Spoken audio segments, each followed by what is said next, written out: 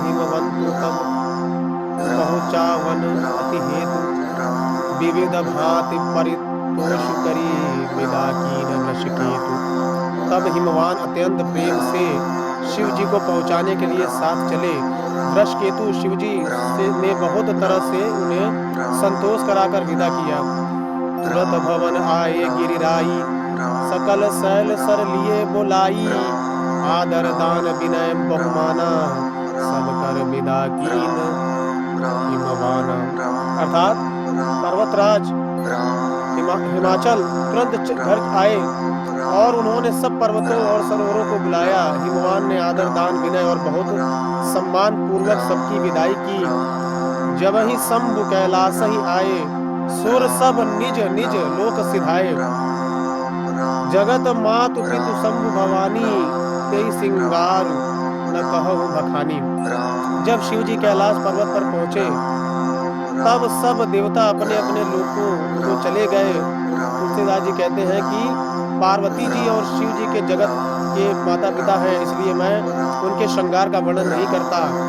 करहि विविध विधि भोग विलासा, गणन समेत बसहि कैलासा, हर गिरजा बिहार नित नयऊं, यही विधि विपुल काल चली गयऊं। शिव पार्वती विविध प्रकार के भोग विलास करते हुए अपने गणों सहित कैलाश पर रहने लगे। वे नित्य नए विहार करते थे। इस प्रकार बहुत समय बीत गया।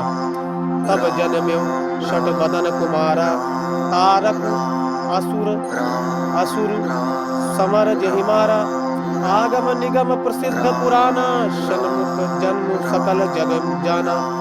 तब 6 मुख वाले पुत्र स्वामी कार्तिक का जन्म हुआ, जिन्होंने बड़े होने पर युद्ध में तारकासुर को मारा। वेद शास्त्र और पुराणों में स्वामी कार्तिक के जन्म की कथा प्रसिद्ध है और सारा जगत उसे जानता है। छंद जग जान षण्मुख जन्म कर्म, प्रताप पुरुषार्थ महा, तेहि हेतु मैं वृषकेतु सुत कर, चरित संक्षेप ही कहा। यह उमा शंभु विबाहु, जे नर नारी कहई जे गावही, कल्याण काज विवाह मंगल सर्वदा सुख पावही। षडानंद स्वामी कार्तिकेय के जन्म कर्म प्रताप और महान पुरुषार्थ को सारा जगत जानता है, इसलिए मैंने वृषकेतु शिव जी के पुत्र का चरित्र संक्षेप से ही कहा है। शिव पार्वती के विवाह की इस कथा को जो स्त्री पुरुष कहेंगे और गाएंगे, वे कल्याण के कार्यों और विवाह आदि मंगलों में सुख सदा सुख पावेंगे। चरित सिंधु गिरजा रमन, वेद न पावहि पारु, वरने तुलसीदासु दासु किमी अतिमति मंद गवारु। अर्थात गिरजापति महादेव जी का चरित्र समुद्र के समान अपार है, उसका पार वेद भी नहीं पाते। तब अत्यंत मंद बुद्धि और गंवार तुलसीदास जी उसका वर्णन कैसे कर सकता है। शंभु चरित सुनि सरस सुहावा, भारद्वाज मुनि अति सुख पावा, बहुलाल सा कथा पर बाड़ी, नय नहीं तीर रोमावली ठाड़ी। शिव जी के रसीले और सुहावने चरित्र को सुनकर मुनि भारद्वाज जी ने बहुत ही सुख पाया। कथा सुनने की उनकी लालसा बहुत बढ़ गई, नेत्रों में जल भर आया और रोमावली खड़ी हो गई। प्रेम दिवस मुख आव न बानी, सखा देखी हर्षे मुनि ज्ञानी, अहो ध्यान तब जन्म मुनीसा, तुम ही प्राण समप्रिय गौरीसा। वे प्रेम में मुग्ध हो गए, मुख से वाणी नहीं निकलती। उनकी यह दशा देखकर ज्ञानी मुनि याज्ञवल्क्य के बहुत प्रसन्न हुए और बोले, हे मुनीश, आहा, तुम्हारा जन्म धन्य है। तुमको गौरीपति शिव जी प्राणों के समान प्रिय है। शिव पद कमल जिन्हई रति नाही, राम ही ते सपने न सुहाही, बिनु छल विश्वनाथ पद नेहू, राम भगत कर लक्षण एहू। शिव जी के चरण कमलों में जिनकी प्रीति नहीं है, वे श्री रामचंद्र जी को स्वप्न में भी अच्छे नहीं लगते। विश्वनाथ श्री शिव जी के चरणों में निष्कपट विशुद्ध प्रेम होना ही यही राम भक्त का लक्षण है। शिव सम को रघुपति व्रत धारी, बिनु अघ अजी सती असी नारी, पनु करी रघुपति भगति दिखाई, को शिव सम राम ही प्रिय भाई। शिव जी के सम्मान रघुनाथ जी की भक्ति का व्रत धारण करने वाला कौन है, जिन्होंने बिना ही पाप के सती जैसी स्त्री को दान दिया और प्रतिज्ञा करके श्री रघुनाथ जी की भक्ति को दिखा दिया। हे भाई, श्री रामचंद्र जी को शिव जी के समान और कौन प्यारा है। दुआ प्रथम ही मैं कही शिव चरित बुझा मरम तुम्हार सुचि सेवक तुम राम के रहित समस्त विकार। मैंने पहले ही शिव जी का चरित्र कहकर तुम्हारा भेद समझ लिया। तुम श्री रामचंद्र जी के पवित्र सेवक हो और समस्त दोषों से रहित हो। मैं जाना तुम्हार गुणशीला कहु सुनहु अब रघुपति लीला। सुनो मुनि आज समागम तोरे कहीं न जाए जस सुख मन मोरे। मैं तुम्हारा गुण और शील जान लिया, अब मैं श्री रघुनाथ जी की लीला कहता हूँ, सुनो। हे मुनि सुनो, आज तुम्हारे मिलने से मेरे मन में जो आनंद हुआ है वह कहा नहीं जा सकता है। रामचरित अति अमित मुनीसा कहीं न सकहि सत कोटि अहिसा।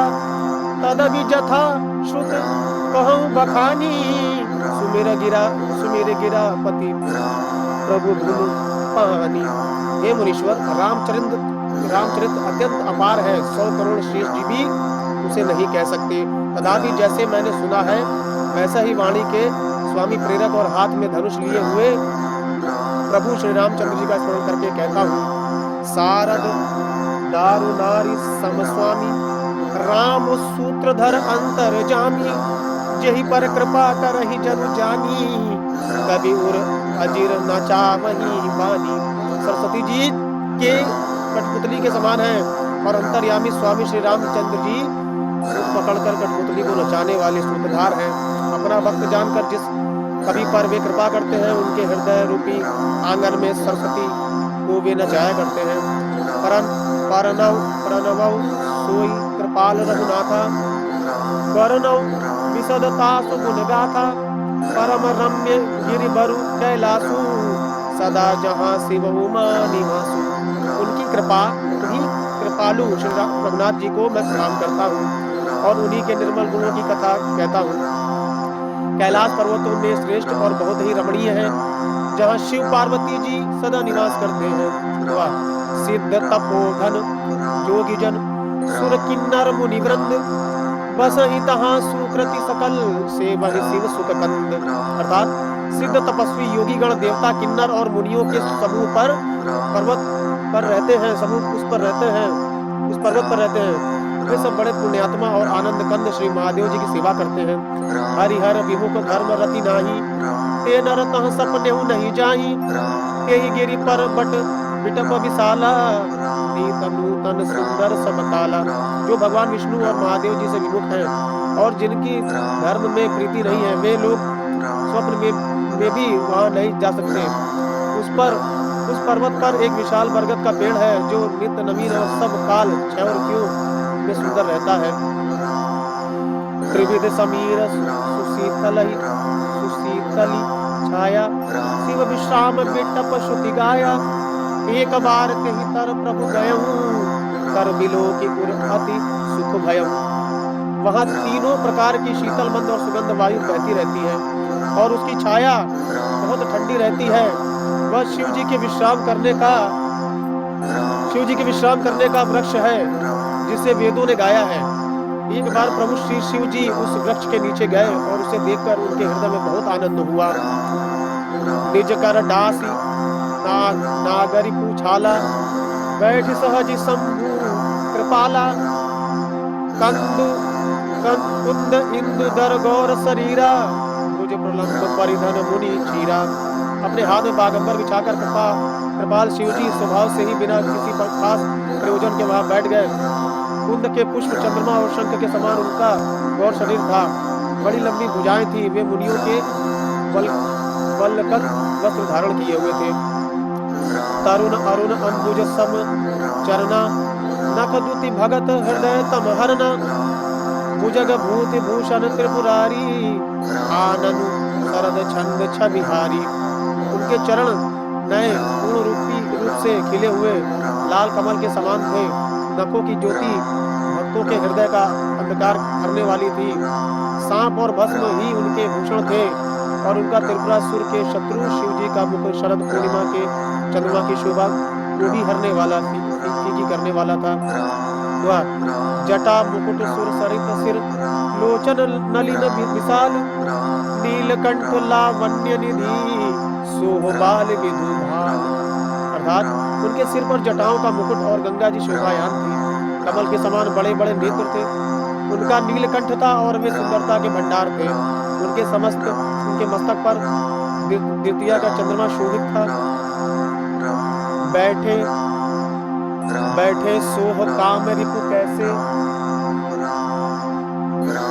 धरे शरीर शांत रसु जैसे पार्वती भल अवसर जानी गई सम्मुख पई मातु भवानी। कामदेव के शत्रु शिव जी वहां बैठे हुए ऐसे शोभित हो रहे थे मानो शांत रस ही शरीर धारण किए बैठा हो। अच्छा मौका जानकर शिव पत्नी माता पार्वती उनके पास गई।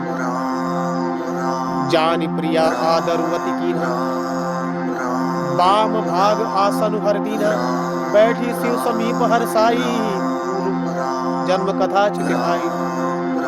अपनी प्यारी पत्नी जानकर शिव जी ने उनका बहुत आदर सत्कार किया और अपनी बाईं ओर बैठने के लिए आसन दिया। पार्वती जी प्रसन्न होकर शिव जी के पास बैठ गई। उन्हें पिछले जन्म की कथा स्मरण हो गई। पति ही हेतु अधिक अनुमानी बिहसी उमा बोली प्रियवानी कथा जो सकल लोक हितकारी सोई पूछन चह शैल कुमारी। स्वामी के हृदय में अपने ऊपर पहले की अपेक्षा अधिक प्रेम समझकर पार्वती जी हंसकर प्रिय वचन बोली। याज्ञवल्क्य जी कहते हैं कि जो कथा सब लोगों का हित करने वाली है उसे ही पार्वती जी पूछना चाहती हैं।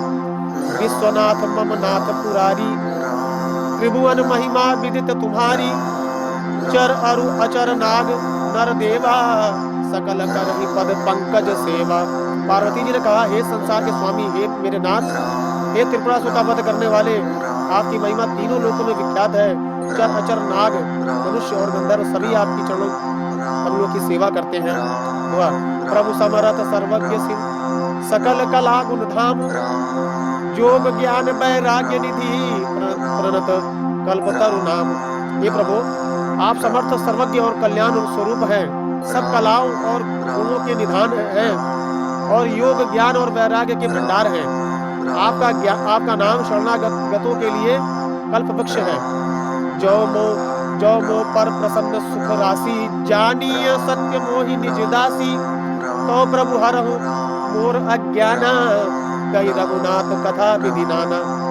ये सुख की राशि है, यदि आप मुझ पर प्रसन्न हैं और सचमुच मुझे अपनी दासी या अपनी सच्ची दासी जानते हैं तो हे प्रभु, आप श्री रघुनाथ जी की नाना प्रकार की कथा कहकर मेरा अज्ञान दूर कीजिए। जासु भवन सुर तरु तरु धोई सही की दरिद्र जनित दुख सोई शशि भूषण असुत हृदय विचारी हरहुनाथ मम मति भ्रम भारी। जिसका घर कल्प वृक्ष के नीचे हो वो भला दरिद्रता से उत्पन्न दुख को क्यों सहेगा। हे शशि भूषण, हे नाथ, हृदय में ऐसा विचार कर मेरी बुद्धि भारी भ्रम को दूर कीजिए। प्रभु जय मुनि परमार्थवादी कहि राम कहु ब्रह्म अनादि शेष शारदा वेद पुराना सकल करहि रघुपति गुण गाना।